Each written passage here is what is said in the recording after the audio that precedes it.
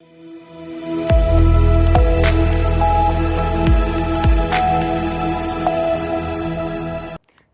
मैं हूं रत्ना और आप देख रहे हैं सी न्यूज़ भारत। आए रुख करते उत्तर प्रदेश बुलेटिन की ओर। बात होगी बलिया की, जहां नलकूप विभाग में कर्मचारियों ने जोरदार विरोध प्रदर्शन किया है। साथ ही बात होगी गोरखपुर की, जहां पुलिस व्यवस्था पर सवाल खड़ा करने वाला एक गंभीर मामला सामने आया है।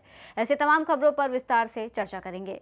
बलिया में नलकूप विभाग द्वितीय खंड के कार्यालय पर कर्मचारियों ने अपनी 11 सूत्रीय मांगों को लेकर अनिश्चितकालीन धरना शुरू कर दिया, जिससे कार्यालय परिसर में गहमा गहमी का माहौल बन गया। कर्मचारियों का आरोप है कि उनके वेतन और भत्तों का भुगतान समय पर नहीं किया जा रहा है और विभागीय कार्यों में अनियमितताएं हो रही हैं। वहीं अधिशासी अभियंता संजीव कुमार ने कहा कि कर्मचारियों की सभी मांगों का लिखित में जवाब दे दिया गया है और प्रशासन संवाद के लिए तैयार है। साथ ही कार्य की गुणवत्ता से जुड़े मामलों की निष्पक्ष जांच कर आवश्यक सुधार किए जाएंगे। नाम और परिचय बता दें। अभय मिश्रा, ट्यूबवेल टेक्निकल का अध्यक्ष, जनपद अध्यक्ष जी, अभी क्या वजह है कि अभी आप लोग ये कार्यालय पर धरना में बैठे हैं? क्या पूरा 11 सूत्रीय मांगे हैं, जिसके सापेक्ष में हम लोग पूरे होने तक, मांग को पूरा होने तक, क्योंकि जायज मांगे हैं। क्या मांगे हैं आप लोगों की? जिसमें एसीपी से लेके नलकूपों पर लगने वाले संरक्षण में जो भी सामान लगते हैं, इलेक्ट्रिक उपकरण है, इन सब चीज़ों में सुरक्षा मानकों का मानक के अनुसार आ जाए, हम अपना काम करेंगे। तो क्या परेशानी क्या हो रही है? वो डर रहता है, मैक्सिमम नलकूपों को अर्थिंग नहीं है, करंट लगने का। जब भी करंट लीकेज होगा तो सबसे पहले मिस्त्री की जान जाएगी, किसान की जान जाएगी, नलकूप चालक भाई ट्यूबवेल चलाते हैं उनकी भी जान चली जाएगी। तो जान माल की सुरक्षा के लिए अपने भाई हम किससे, अपने अधिकारी, उच्च अधिकारी को अवगत कराते हुए आपसे मांग की है। तो अभी आप लोग किससे मांग किए हैं? अपने अधिशासी अभियंता महोदय से। उनसे वार्ता हुई तो क्या उन्होंने कहा है? अभी तो वार्ता इस तरह से कोई सार्थक हुई नहीं। एक बार हुई, उन्होंने कहा कि ठीक है करेंगे, लेकिन उनकी कार्यविधि जो जारी की है बिल्कुल आरोपित उल्टा हम लोगों को बना दी है, उसका समाधान करने के बजाय। तो अभी है अधिकारी जो उपकरण अभी आप लोगों के पास है उसमें काफी अंतर देखने को मिल रहा है, तो क्या है ये आखिर में किस तरीके से? ये तो सब जांच के विषय, हम तो अपनी सुरक्षा के लिए ही मांगेंगे, अच्छी ही क्वालिटी मांगेंगे। तो मतलब बाकी तो आप बताएंगे क्या है। तो ये जो भी इंस्ट्रूमेंटल है ये सब मानक के अनुरूप है? हम तो नहीं मान रहे कि मानक के अनुरूप है, इसलिए 2 दिनों से, चूंकि अधिकतर पहले ब्रास का आता था, अब इसमें मैक्सिमम लोहा का लगा हुआ है और इलेक्ट्रिक का काम है। तो ये कहीं ना कहीं जानलेवा है। अब कैसे है क्या है ये तो जांच का विषय, हम लोग तो आप लोगों ने काम बहिष्कार करके ये धरना शुरू किया?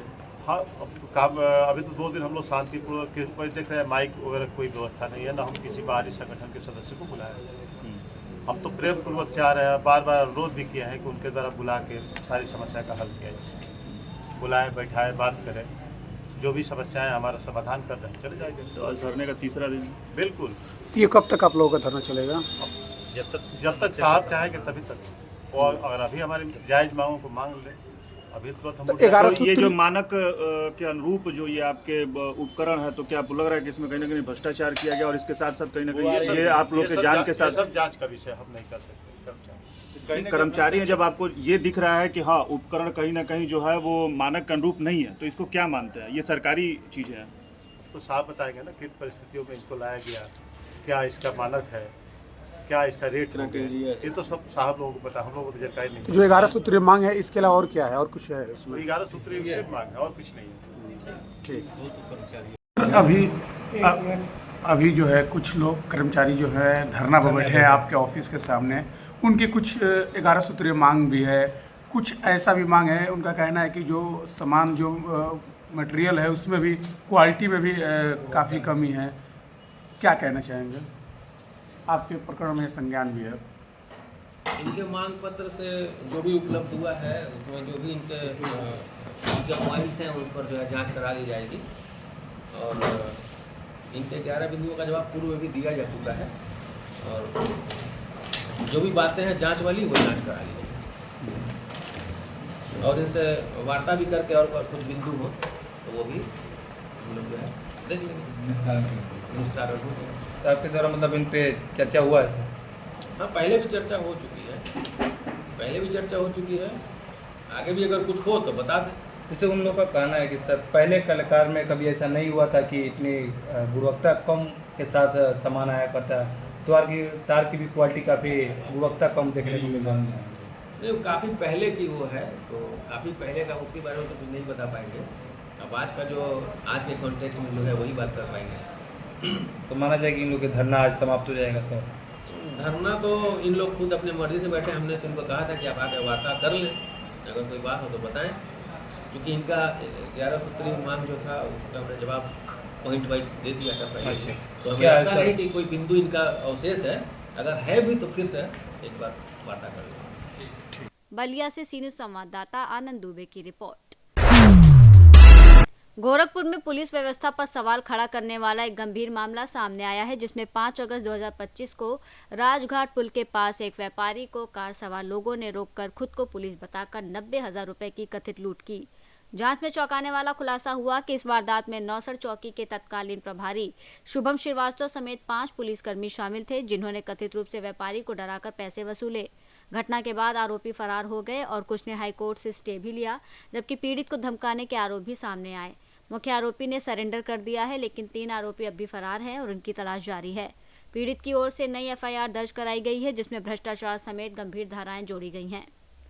गोरखपुर से सी न्यूज़ संवाददाता संतोष कुमार की रिपोर्ट।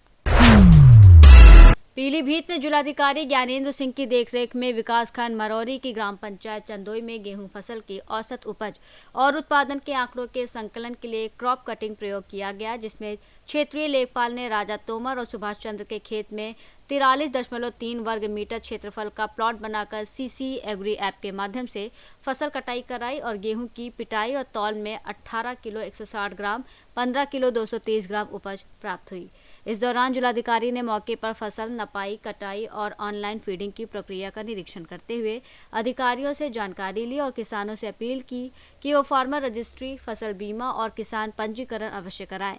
इस अवसर पर क्षेत्रीय कानूनगो लेखपाल, अपर जिला सांख्यिकी अधिकारी, बीमा कंपनी प्रतिनिधि और अन्य अधिकारी ग्रामीण मौजूद रहे। यहाँ ग्राम चंदोई है, ये सदर तहसील का गांव है। यहाँ पर आज हम लोग आए हुए हैं, तो वैसे भी पूरे सभी हमारे ज़िला के सभी एसडीएम, तहसीलदार, नायब तहसीलदार सभी भ्रमण पर हैं और देख रहे हैं कि कितना नुकसान हुआ है। और यहाँ तो पर्टिकुलर हम लोग आए हुए हैं क्रॉप कटिंग का, आज ये गांव का चयन हुआ था और मेरे द्वारा क्रॉप कटिंग का निरीक्षण किया गया है। तो इसमें ठीक है, गेहूं की वैरायटी अलग है और कोई बहुत ज़्यादा नुकसान नहीं हुआ है बरसात से। बाकी क्रॉप कटिंग में अभी पूरा निकल करके आएगा कि कितना प्रोडक्शन हुआ है। तो ये एक प्रोसेस है जो हर साल होता है, उसके लिए आज ग्राम चंदोई में मेरे द्वारा क्रॉप कटिंग का किया गया है। पीलीभीत से सी न्यूज़ संवाददाता हैदर खान की रिपोर्ट। प्रयागराज के कोरांव के तराव स्थित जेबी इंडियन गैस सर्विस पर उपभोक्ताओं ने गैस सिलेंडर वितरण में अनियमितता और कालाबाजारी के गंभीर आरोप लगाए हैं। लोगों का कहना है कि जिन उपभोक्ताओं की बुकिंग और डीएससी नंबर जारी हो चुके हैं, उनका सिलेंडर दूसरों को दे दिया जा रहा है, जिससे उन्हें समय पर गैस नहीं मिल रही है। श्यामा देवी और अशोक सिंह जैसे उपभोक्ताओं ने शिकायत की कि निर्धारित बुकिंग के बावजूद उन्हें सिलेंडर नहीं मिला और एजेंसी कर्मचारी संतोषजनक जवाब नहीं दे रहे हैं। वहीं एजेंसी संचालक ने इसे तकनीकी फॉल्ट बताया है, जबकि आपूर्ति निरीक्षक ने स्पष्ट किया है कि बुकिंग वाले उपभोक्ता को ही सिलेंडर मिलना चाहिए और गड़बड़ी पाए जाने पर जांच कर कार्रवाई की जाएगी।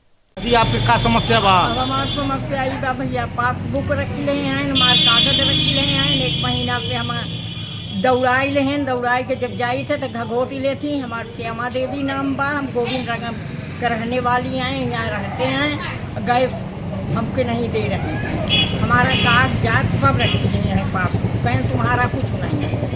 तो इंडियन में बुक कराए हैं? हाँ, इंडियन में बुक कराए हैं। इंडियन में? हाँ।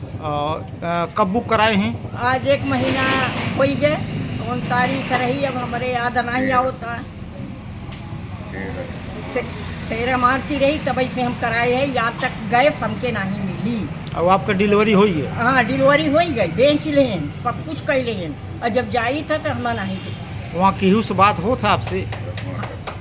हमसे बात वही जो करत, अब हम के चीन हुई, वही सब काटत हैं, वही सब हमारे सब बिगाड़ी रहा है। अब बेचत है ना अपन